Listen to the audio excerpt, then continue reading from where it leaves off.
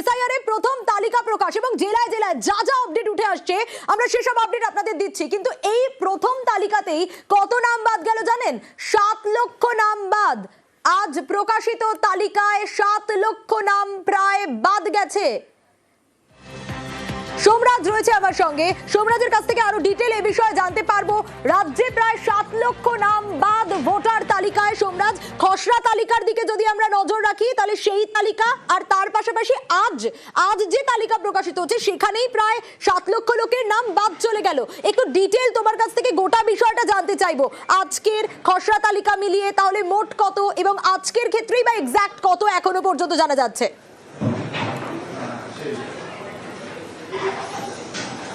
দেখো, তোমাকে স্পষ্ট করে জানালে যেটা বলতে হয় যে জাতীয় নির্বাচন কমিশন মোট 3টি ক্যাটাগরিতে তালিকা প্রকাশ করছে আজকে, যেটা মনে করা হচ্ছে দুপুর 2টোর পর পূর্ণাঙ্গ তালিকা প্রকাশ করে দেবে। এই 3টে যে ক্যাটাগরি, তার মধ্যে একটা ক্যাটাগরি হচ্ছে ডিলিটেড। এই ডিলিটেড ক্যাটাগরিতে 7 লক্ষেরও বেশি ভোটারের নাম আজকে প্রকাশ করা হচ্ছে কমিশনের তরফে, তেমনটা আমরা সূত্র মারফত জানতে পারছি। আবারও বলছি যে ডিলিটেড ক্যাটাগরি, এই ডিলিটেড ক্যাটাগরিতে 7 লক্ষেরও বেশি নাম বাদ পড়ছে গোটা রাজ্য জুড়ে ডিলিটেড ক্যাটাগরিতে। এরপরে আরো দুটো ক্যাটাগরি হচ্ছে, অর্থাৎ অ্যাপ্রুভড এবং আন্ডার অ্যাডজুডিকেশন, ওই দুটো ক্যাটাগরি পুরো আলাদা। কিন্তু এই যে ডিলিটেড ক্যাটাগরি, অর্থাৎ যারা ডিলিট হয়ে গেলেন, যাদের কাছে বৈধ নথি নেই, যাদেরকে মনে করলো ইআরও এইআরওরা এবং কমিশন যে তারা ভোটার তালিকায় থাকার যোগ্য নন, সেই সংখ্যাটা হয়ে গেল 7 লক্ষ, যারা শুনানিতে ডাক পেয়েছিলেন। এর মধ্যে কিন্তু এরকমও ভোটার রয়েছে যারা শুনানিতে অনুপস্থিত ছিলেন। সেই সংখ্যাটা কত হবে সেটা আরো সময়ের সঙ্গে স্পষ্ট হবে। একটু ক্লিয়ার করতে চাইবো তোমার কাছ থেকে আমাদের দর্শকদের জন্য, এই যে 7 লক্ষ বলছো ডিলিটেড যে প্রসঙ্গটা উঠে আসছে, এখানে যাদের নাম রয়েছে তারা কি কোনোভাবে আবার রিকভারি করতে পারে, মানে নাকি একেবারেই বাদ? তারা কি কোনোভাবে সুযোগ পাবে আবার?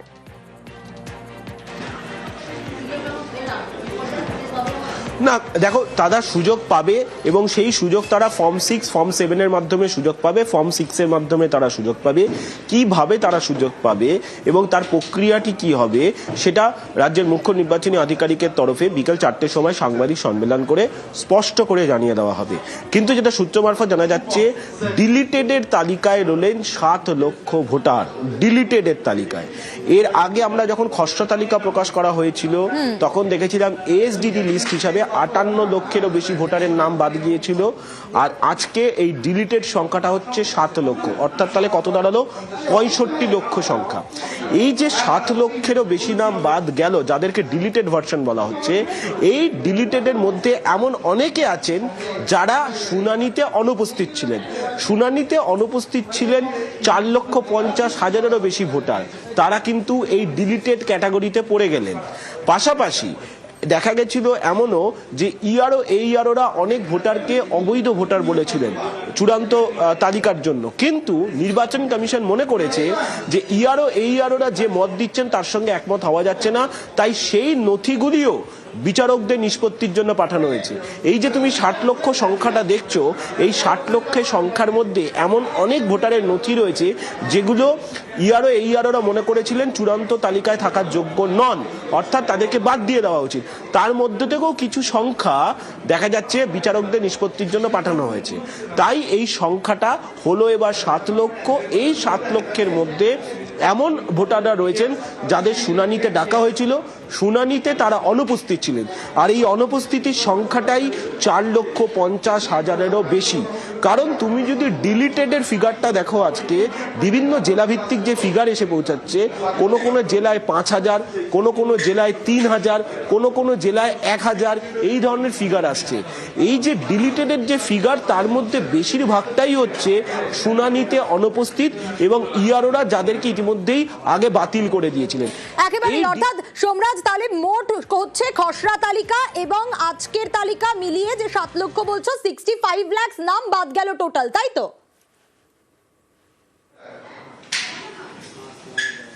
এখনো পর্যন্ত সেটাই জানা যাচ্ছে যে মোট তাহলে আজকে অনুযায়ী, আজকে যখন পূর্ণাঙ্গ তালিকা প্রকাশ করা হবে সেই অনুযায়ী দেখা যাচ্ছে যে 65 লক্ষের কাছাকাছি, অর্থাৎ 65 লক্ষেরও বেশি নাম বাদ পড়ছে। আবারও বলে রাখছি, কমিশন এখনো পূর্ণাঙ্গ তালিকা প্রকাশ করেনি। কমিশন দুপুর 2টোর পর পূর্ণাঙ্গ তালিকা প্রকাশ করবে, সেই সময় আবারও গোটা বিষয়টা স্পষ্ট হয়ে যাবে। একেবারে অবশ্যই নজর থাকবে এবং জেলায় জেলায় ইতিমধ্যেই তালিকা পৌঁছে গেছে। যদি রামপুরহাটের দিকে আমরা নজর রাখি তাহলে রামপুরহাটে ইতিমধ্যেই কি ছবি ধরা পড়ছে, অক্ষয় রয়েছে আমার সঙ্গে, আরো ডিটেল এ বিষয়ে অক্ষয়ের কাছ থেকে জানতে চাইবো। অক্ষয়, এই মুহূর্তে তুমি যেখানে রয়েছো কি কি আপডেট উঠে আসছে? দেখো, এই মুহূর্তে আমি দাঁড়িয়ে আছি রামপুরহাট 1 নম্বর ব্লক অফিস চত্বরে। সেখানে এই মুহূর্তে আমার সাথে আছে রামপুরহাট 1 নম্বর ব্লকের বর্ষাল গ্রাম পঞ্চায়েতের বগটুই গ্রামের 150 নম্বর বুথের বাসিন্দা রাজ্জাক আলী, এবং তিনি একজন খোদ বিএলও এবং তার নাম বিচারাধীন এসেছে। তাকে হিয়ারিং এর জন্য নোটিশ করা হয়েছিল, সে হিয়ারিং এ হাজিরও হয়েছিল। তবে আজকে যে খসড়া তালিকা প্রকাশ হয়েছে সেখানে সেই বিএলওর দেখা যাচ্ছে যে বিচারাধীন আছে। তার সাথেই কথা বলবো। আপনি তো খোদ একজন বিএলও 151 নম্বর পার্টের, তা আপনার নাম দেখা যাচ্ছে বিচারাধীন অবস্থায় আছে, তো কি বলবেন এই নিয়ে? এই নিয়ে তো কি বলবো, কিছু আমার বলার ভাষা নেই। অ্যাকচুয়ালি আমি বড়সাল গ্রাম পঞ্চায়েতের বগটুই 150 পার্টের বাসিন্দা এবং আমি সরকারি government employ as a teacher, আর আমি 151 পার্টের বিএলও। আমার নাম খসড়া তালিকায় ছিল, আজকে চূড়ান্ত তালিকা ফাইনাল লিস্ট বেরিয়েছে। তো আমি আমার বুথের জন্যে, আমার 151 পার্টের জন্য আমি লিস্ট নিতে এসেছিলাম। তো দেখি আমার নামটাও চেক করে দেখি, তো আমার নামে আন্ডার অ্যাড জুডিশন লেখা আছে, এখন বিচারাধীন অবস্থায় আছে। তো আমার হিয়ারিংয়ে ডাক পড়েছিল, হিয়ারিংয়ে আমি রীতিমতো আমার ডকুমেন্ট আমি সাবমিট করেছি, আমার স্কুল সার্টিফিকেট থেকে পাসপোর্ট থেকে আরম্ভ করে। তো আমার জ্ঞানবশত আমার কোনো কিছু ভুল ছিল না, তা সত্ত্বেও কেন আমি বিচারাধীন অবস্থায় এলাম এটা নিয়ে আমার খারাপ লাগছে। তো আমি নির্বাচন কমিশনের কাছে প্রশ্ন করব, বা আমার দাবি, যদি আমাদের যদি এরকম অবস্থা হয় তাহলে সাধারণ মানুষরা তো নাজেহাল হয়ে যাবে। একটা বিষয় জানতে চাইবো, আপনি তো একজন শিক্ষক প্লাস বিএলওর কাজও করলেন এবং আপনার নাম যেভাবে বিচারাধীন এলো, সেক্ষেত্রে কি আজকের পর থেকে কোথাও যেন একটা চিন্তা হচ্ছে আপনার? অবশ্যই চিন্তা হচ্ছে, চিন্তা হওয়ার কারণ যদি আমি অক্ষয়, যিনি এনুমারেশন ফর্ম ভরছিলেন, সাধারণ মানুষের বাড়ি বাড়ি যাচ্ছিলেন, কাজ করছিলেন যাতে তাদের ভোটার তালিকায় নাম আসে, সেই জায়গায় দাঁড়িয়ে খোদ বিএলও, তারই নাম নেই, বিচারাধীন এখনো পর্যন্ত। বেশ,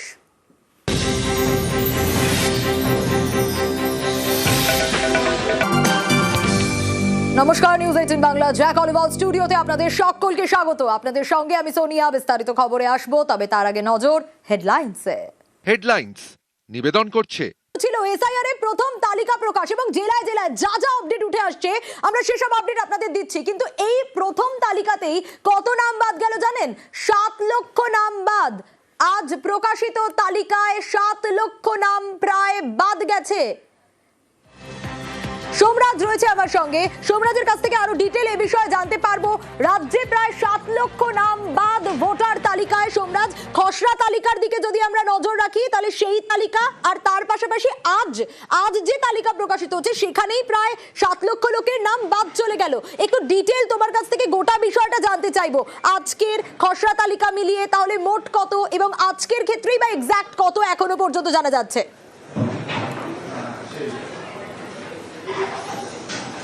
দেখো, তোমাকে স্পষ্ট করে জানালে যেটা বলতে হয় যে জাতীয় নির্বাচন কমিশন মোট 3টি ক্যাটাগরিতে তালিকা প্রকাশ করছে আজকে, যেটা মনে করা হচ্ছে দুপুর 2টোর পর পূর্ণাঙ্গ তালিকা প্রকাশ করে দেবে।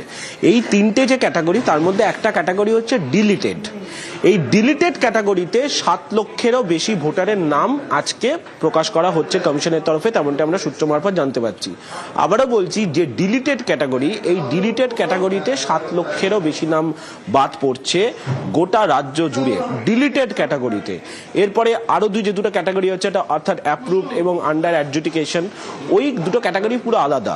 কিন্তু এই যে ডিলিটেড ক্যাটাগরি, অর্থাৎ যারা ডিলিট হয়ে গেলেন, যাদের কাছে বৈধ নথি নেই, যাদেরকে মনে করলো ইআরও, এইআরওরা এবং কমিশন যে তারা ভোটার তালিকায় থাকার যোগ্য নন, সেই সংখ্যাটা হয়ে গেল 7 লক্ষ, যারা শুনানিতে ডাক পেয়েছিলেন।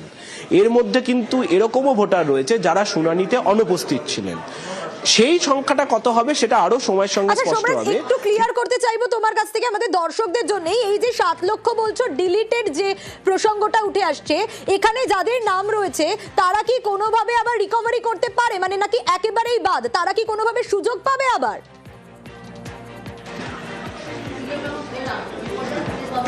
না দেখো, তারা সুযোগ পাবে এবং সেই সুযোগ তারা ফর্ম 6 ফর্ম 7 এর মাধ্যমে সুযোগ পাবে, ফর্ম 6 এর মাধ্যমে তারা সুযোগ পাবে। কিভাবে তারা সুযোগ পাবে এবং তার প্রক্রিয়াটি কি হবে সেটা রাজ্যের মুখ্য নির্বাচনী আধিকারিকের তরফে বিকেল 4টের সময় সাংবাদিক সম্মেলন করে স্পষ্ট করে জানিয়ে দেওয়া হবে। কিন্তু যেটা সূত্র মারফত জানা যাচ্ছে, ডিলিটেডের তালিকায় রইলেন 7 লক্ষ ভোটার, ডিলিটেডের তালিকায়। এর আগে আমরা যখন খসড়া তালিকা প্রকাশ করা হয়েছিল তখন দেখেছিলাম এসডিডি লিস্ট হিসাবে 58 লক্ষেরও বেশি ভোটারের নাম বাদ গিয়েছিল, আর আজকে এই ডিলিটেড সংখ্যাটা হচ্ছে 7 লক্ষ, অর্থাৎ তাহলে কত দাঁড়ালো, 65 লক্ষ সংখ্যা। এই যে 7 লক্ষেরও বেশি নাম বাদ গেল, যাদেরকে ডিলিটেড ভার্সন বলা হচ্ছে, এই ডিলিটেডের মধ্যে এমন অনেকে আছেন যারা শুনানিতে অনুপস্থিত ছিলেন। শুনানিতে অনুপস্থিত ছিলেন 4,50,000-এরও বেশি ভোটার, তারা কিন্তু এই ডিলিটেড ক্যাটাগরিতে পড়ে গেলেন।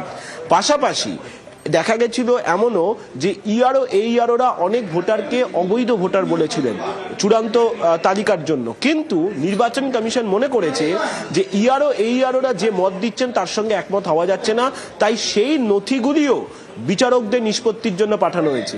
এই যে তুমি 60 লক্ষ সংখ্যাটা দেখছো, এই 60 লক্ষের সংখ্যার মধ্যে এমন অনেক ভোটারের নথি রয়েছে যেগুলো এইআরওরা মনে করেছিলেন চূড়ান্ত তালিকায় থাকার যোগ্য নন, অর্থাৎ তাদেরকে বাদ দিয়ে দেওয়া উচিত। তার মধ্যে থেকেও কিছু সংখ্যা দেখা যাচ্ছে বিচারকদের নিষ্পত্তির জন্য পাঠানো হয়েছে। তাই এই সংখ্যাটা হলো এবার 7 লক্ষ। এই 7 লক্ষের মধ্যে এমন ভোটাররা রয়েছেন যাদের শুনানিতে ডাকা হয়েছিল, শুনানিতে তারা অনুপস্থিত ছিলেন, আর এই অনুপস্থিতির সংখ্যাটাই 4,50,000-এরও বেশি। কারণ তুমি যদি ডিলিটেডের ফিগারটা দেখো, আজকে বিভিন্ন জেলাভিত্তিক যে ফিগার এসে পৌঁছাচ্ছে, কোনো কোনো জেলায় 5,000, কোনো কোনো জেলায় 3,000, কোনো কোনো জেলায় 1,000, এই ধরনের ফিগার আসছে। এই যে ডিলিটেডের যে ফিগার, তার মধ্যে বেশিরভাগটাই হচ্ছে শুনানিতে অনুপস্থিত এবং ইআরওরা যাদেরকে ইতিমধ্যেই আগে বাতিল করে দিয়েছিলেন। একেবারে, অর্থাৎ সোমরাজ, তাহলে মোট হচ্ছে খসড়া তালিকা এবং আজকের তালিকা মিলিয়ে যে 7 লক্ষ বলছো, 65 লাখ নাম বাদ গেল টোটাল, তাই তো?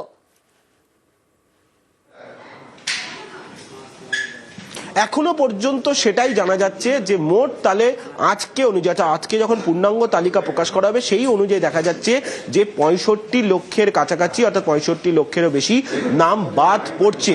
আবারও বলে রাখছি, কমিশন এখনো পূর্ণাঙ্গ তালিকা প্রকাশ করেনি।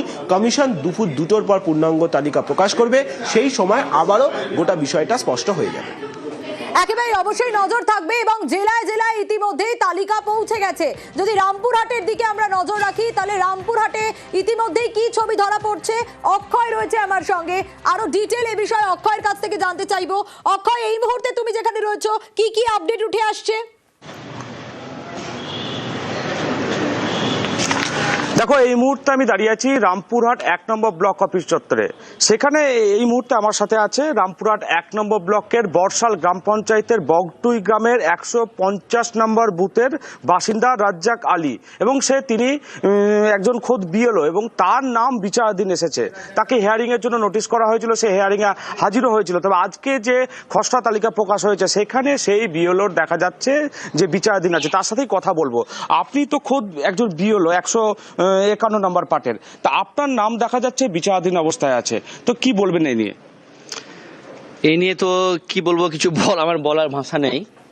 অ্যাকচুয়ালি আমি বড়সাল গ্রাম পঞ্চায়েতের বগটুই 150 ফ্ল্যাটের বাসিন্দা এবং আমি সরকারি government employ as a teacher, আর আমি 151 পার্টের বিএলও। আমার নাম খসড়া তালিকায় ছিল, আজকে চূড়ান্ত তালিকা ফাইনাল লিস্ট বেরিয়েছে। তো আমি আমার বুথের জন্যে, আমার 151 পার্টের জন্য আমি লিস্ট নিতে এসেছিলাম। তো দেখি আমার নামটাও চেক করে দেখি, তো আমার নামে আন্ডার অ্যাড জুডিশন লেখা আছে, এখন বিচারাধীন অবস্থায় আছে। তো আমার হিয়ারিংয়ে ডাক পড়েছিল, হিয়ারিংয়ে আমি রীতিমতো আমার ডকুমেন্ট আমি সাবমিট করেছি, আমার স্কুল সার্টিফিকেট থেকে পাসপোর্ট থেকে আরম্ভ করে। তো আমার জ্ঞানবশত আমার কোনো কিছু ভুল ছিল না, তা সত্ত্বেও কেন আমি বিচারাধীন অবস্থায় এলাম এটা নিয়ে আমার খারাপ লাগছে। তো আমি নির্বাচন কমিশনের কাছে প্রশ্ন করব, বা আমার দাবি, যদি আমাদের যদি এরকম অবস্থা হয় তাহলে সাধারণ মানুষরা তো নাজেহাল হয়ে যাবে। একটা বিষয় জানতে চাইবো, আপনি তো একজন শিক্ষক প্লাস বিএলওর কাজও করলেন এবং আপনার নাম যেভাবে বিচারাধীন এলো, সেক্ষেত্রে কি আজকের পর থেকে কোথাও যেন একটা চিন্তা হচ্ছে আপনার? অবশ্যই চিন্তা হচ্ছে, চিন্তা হওয়ার কারণ যদি আমি একেবারে BLO অক্ষয়, যিনি এনুমারেশন ফর্ম ভরছিলেন, সাধারণ মানুষের বাড়ি বাড়ি যাচ্ছিলেন, কাজ করছিলেন যাতে তাদের ভোটার তালিকায় নাম আসে, সেই জায়গায় দাঁড়িয়ে খোদ বিএলও, তারই নাম নেই, বিচারাধীন এখনো পর্যন্ত। বেশ,